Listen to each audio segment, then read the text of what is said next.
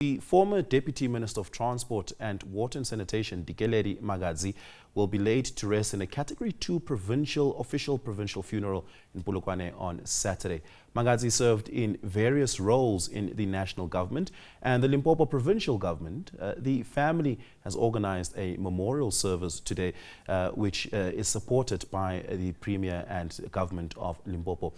But meanwhile, Dr Phophi Ramathuba, the Premier of Limpopo, launched the Limpopo Dizemba Summer Campaign a month ago. The campaign aimed to attract visitors to Limpopo during the festive season. And we're going to be talking about that right now. Premier, good morning. Thank you so much for your time. Welcome to the agenda. Thank you. Good morning, and morning to all the viewers of Agenda, and a happy 2026, hoping that it will definitely be better than 2025. Yeah, thank you so much for that, and a Happy New Year to you and your administration as well, Premier.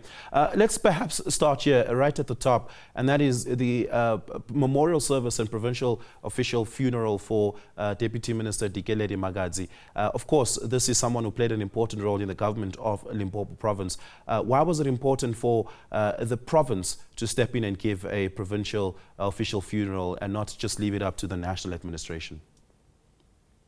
I think because as a province, we know we owe it to her, because even post her contribution towards the liberation of our people, having participated as a trade unionist and also as a gender activist and also as a politician in her own right, post 1994, you have seen a number of departments that when she was deployed or given an opportunity to serve, be it in public works. I remember on the 13th of November, businesswomen in Limpopo called me and said, Premier, we want to celebrate and give roses to your mother while she can still smell them, because we are into construction today because of her. Post 1994, it was a taboo, not just for blacks, especially and worse for women, to be finding themselves participating within the construction sector. So today, we've got quite a number of companies that are run by women, and we owe it to her for those. If you look at agriculture, when she was deployed in agriculture, there are quite a number of equally women who were not farmers, and they never dreamt of being farmers. And I remember when we were young, she would say this to us, that the mere fact that when we grew up, our grandmothers and our mothers would be the one who woke up as early as 4 a.m. to go and work the land, produce the food that we ate. Then it means women have got potential. We just need to give them an opportunity. And there are quite a number of women in our province who are into agro-processing today, who are farmers in their own right because of what Mama Magadzi has done. So I worked with her when I was a doctor in the hospital, when she was the MEC for health. And she was very strict and would make sure that when she visits your hospital, you should know your story. If you don't know your story, you'll be in trouble. So this is one person that, in summary, would deserve to be honored in the manner which we felt as a province. We must write to the president and say, allow us to honor, and want to thank His Excellency President Ramaphosa for granting us that opportunity to celebrate her life today in a memorial service, but also to give her the final befitting send-off tomorrow. Yeah. Premier, let's talk about your Dizemba Summer Campaign, which you launched a month ago. And this was aimed to attract visitors and tourists to consider Limpopo as a holiday destination. Now, I want to come out and say it first off. If you're not from Limpopo, visiting Limpopo is a little bit difficult and expensive, particularly if you look at, for instance, what's happening in Waterberg, which is an incredibly beautiful part of the country. Some of the best game reserves are located in the Waterberg region, but it's also incredibly inaccessible and insanely expensive, at least for a middle-class South African family. It's out of reach financially. Talk to me about what the hurdles was that this campaign faced. I would have assumed that conscientizing people about what Limpopo has on offer is one of those, but also talk to me about what the successes were, if any at all, over the last month. I think, yes, our Limpopo Dizemba campaign was indeed, I want to believe, a success. It was a success while waiting for the official statistics and the reports from the relevant departments and relevant agencies. What we can tell you is that last year, 2025, we have seen during the second quarter, when we got finally hit around 8 million tourists visiting the province. And that's when we started to say the work that we've done since the beginning of the year to market our province, all what we need to do is to intensify on it. If we intensify, we can be able to reach our target at the end of the financial year of 10 million visitors. And we want to claim a top spot in the country of a province that is being loved. We're saying when you look at the work that we have done, for instance, on working with the private sector, because this is a key area. The Premier, of course, having lauded having reached 8 million visitors making their way to Limpopo by the second quarter of 2025. And hoping to build on the momentum of that, we do have the Premier back with us now. Premier, before we lost you there, I had asked you the question, what does success look like? What are the metrics that you're using to measure what the success of this campaign looks like? We then, besides waiting for the official statistics, as I've indicated, from Tourism SA, we also at the same time look at the number of utilization of our beds in terms of our hotels in our province, which so far we have seen as such. All our hotels were fully booked during this festive, especially during that period of Limpopo Dizemba, where in Polokwane, for instance, as a city, it was fully booked during that time when you had your PSL game, the final cup, and when you had Mapungubye festival, which was a huge success, when we have the Limpopo Music Festival, when Sapayopa hosted its 17th celebration. So we have never had a December that was so fully packed with major national and international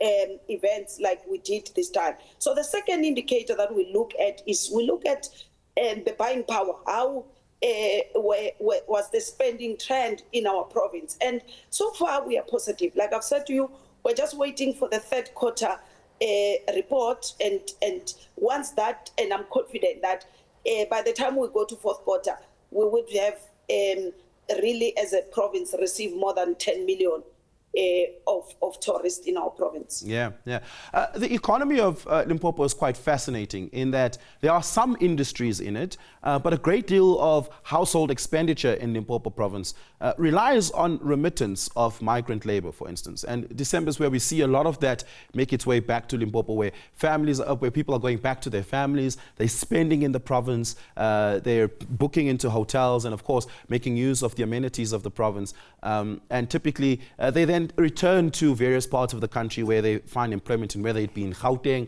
or the Western Cape or in KwaZulu-Natal. And the rest of the year then relies on those remittances for household expenditure to a great extent, I think comparable to other provinces.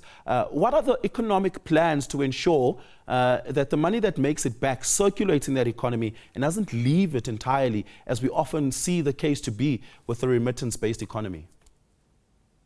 I think if you remember that 18 months ago, when we came in as a seventh administration, we then had a plan to say, how do we now reposition Limpopo to be one of those provinces that, of course, we feel we've been neglected for the past 30 years, but now we feel it's our time as a province. Hence, you could have seen the positive strides that we made in 2025 when you look at our contribution to the GDP, where as a province we improved by 0.9%, putting us at 7.8%, and the highest increment in the whole country, to say on average South Africa was 8.5%. So we're saying that on its own has been able to demonstrate to the country and to the world, and especially to the investors, that as a province, we do have that particular potential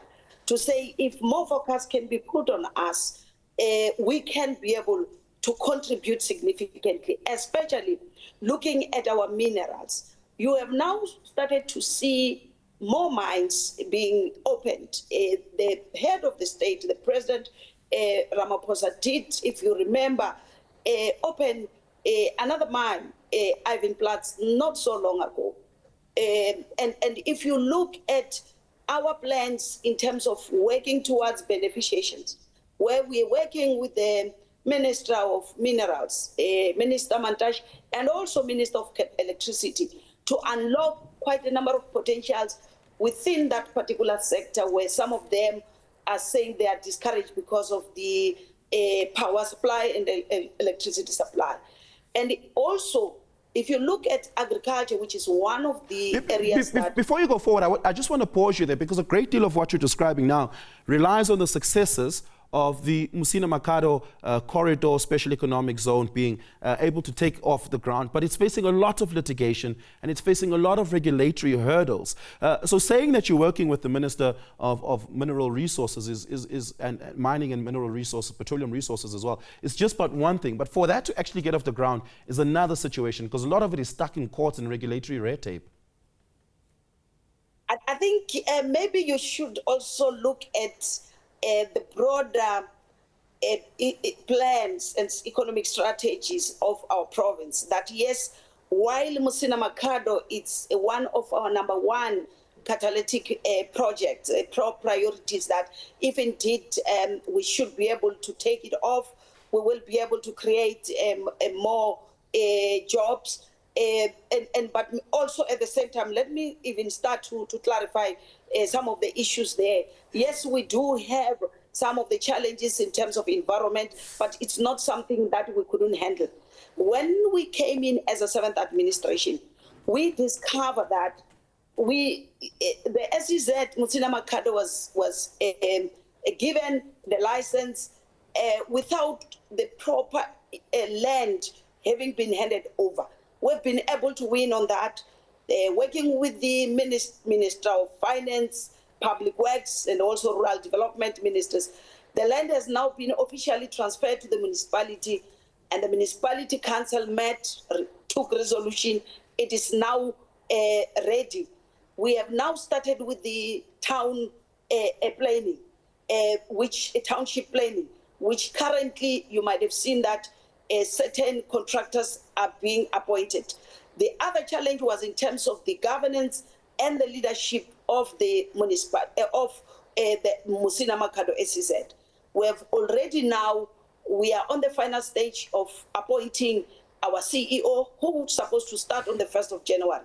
We have now a new board. We've reconfigured the board so that we can now start to see a work being done. So yes, I do agree that Musina-Makhado had setbacks, and I've said it even in public, but we said we're not just saying it, but we are putting a lot of efforts to turn things around. We also have Fitaho SEZ, which we are almost on the final stage to be getting the license and learning from the mistakes that were done in the Musina-Makhado. We believe that Fitaho will kick off and we'll kickstart just not as soon as we get that license, because already industrial parks in that Fitaho, they are already there. We are also saying our economy is not going to be dependent on the 2 SEZ alone. We are also looking at the renewable energy, which you might have seen the Minister of Electricity just 2 weeks back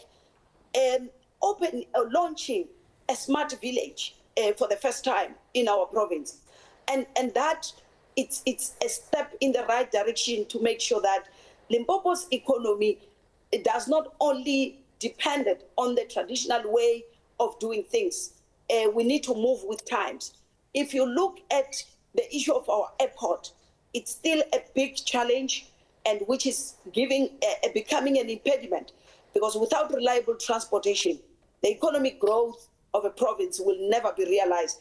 Hence, we are also currently in the process of recruiting a new board that will be able to take that. If it means we move towards public-private partnership for that airport, we can do that. You might have seen what happened at our Hoedspruit airport, where, as I was saying, its contribution towards tourism. You have seen last year working with a private sector, launching a line for the first time, an airline straight from Limpopo, Hoedspruit, Maruleng rural municipality, straight to Cape Town. Now, if you have a tourist who is in Europe, who would want to visit the coast, but at the same time wants to do safari, they will be able to fly to Cape Town from Europe, but from Cape Town, they don't have to come through OR Tambo, but they will fly from Cape Town straight to Hoedspruit. If you look at the number of tourists that we've been able to attract since October when we launched this airline, you will now realize that indeed Limpopo's economy is positioned to be one of the best in terms of its performance come this particular financial year also. Yeah. Well, I still have a gripe, Premier, with how expensive parts of Limpopo is. Waterberg, in particular, where a lot of those international tourists are spending dollars and pounds and euros. But we'll address that with the tourism board and the tourism minister, because I think it's not just exclusively a Limpopo province. It's a national province. It's a national problem that many provinces are facing, where affordability is a part of the hurdles and impediments when it comes to tourism, particularly for locals. I want to talk to you about something else, Premier, and this is away from your provincial administration and more to you personally. And this is around your own political journey and political ambitions. You've been touted as a potential senior candidate for national leadership in the ANC. Is this something you're applying your mind to? I'm not sure where that comes from. I just saw it on the newspaper. No single journalist had ever even give me a courtesy call to say there is this a rumor. But also at the same time, we're currently busy as a provincial government. And I keep on saying that, you know, ANC has got its own processes. Just 18 months ago, I was given a responsibility to turn the misfortune of a province that is the most highly supported by the people of South Africa in terms of the ANC. You would remember that we were able to reach 73 and 74 percentage in terms of the vote outcomes, elections outcome for 2024, provincial and national elections. Therefore, when one is given that honor by the African National Congress, one must focus on the province. The national has got quite a number of capable men and women, especially women coming from Limpopo, who I regard as my sisters, and we are supporting.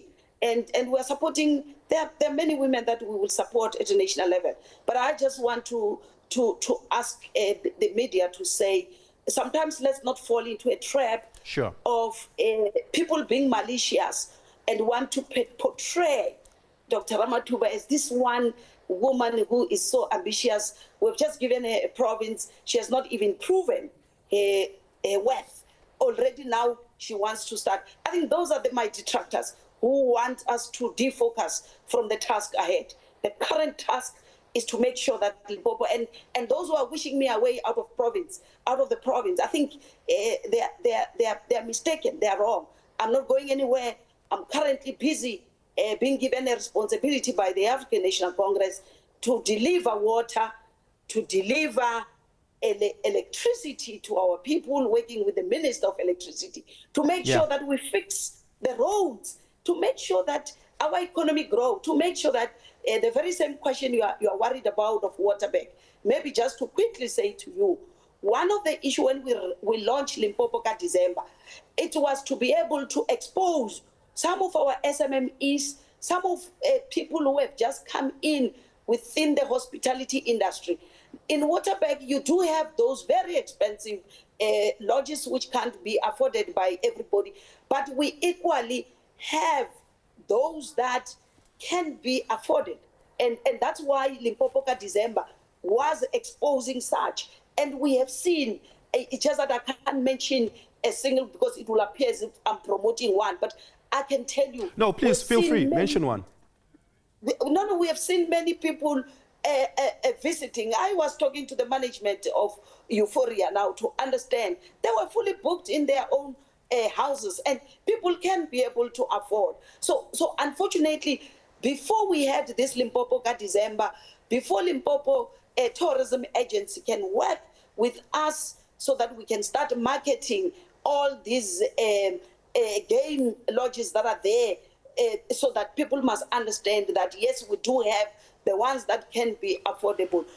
People thought Waterberg is the most expensive area. Yes, there are those that only those with dollars and pounds can be able to afford. But currently, as a province, we're making sure that the young and upcoming ones who have joined this industry get exposure. We are taking them along when we go to visit other countries, so that we expose them to how things are being done. So I have to let you go, Dr. Ramathuba, but I do want to just get clarity on this. Your mind is squarely set on Limpopo and Limpopo province. You have no intentions of throwing your hat in the ring in the national contestation. Am I understanding you correctly? And one of the things that also I must emphasize to you is to say that in the African National Congress, you don't wake up in the morning and say, I'm now ready, I think I can take the presidency head on. You wait for your time, for your province, for your branches to be calling for your name. Currently, the branches of the ANC are saying we would want to see Comrade Phophi Ramathuba continue with the work in our province, and I respect that, and I wish even my detractors can just focus on that, and all of us, we don't get defocused. We focus on building Limpopo so that one day we look back and say, this is where we found Limpopo, and this is where we have put Limpopo. Yeah, we're going to have to leave it there. Dr. Phophi Ramathuba, thank you so much for your time. I really do appreciate it. That is the Premier of the Limpopo province.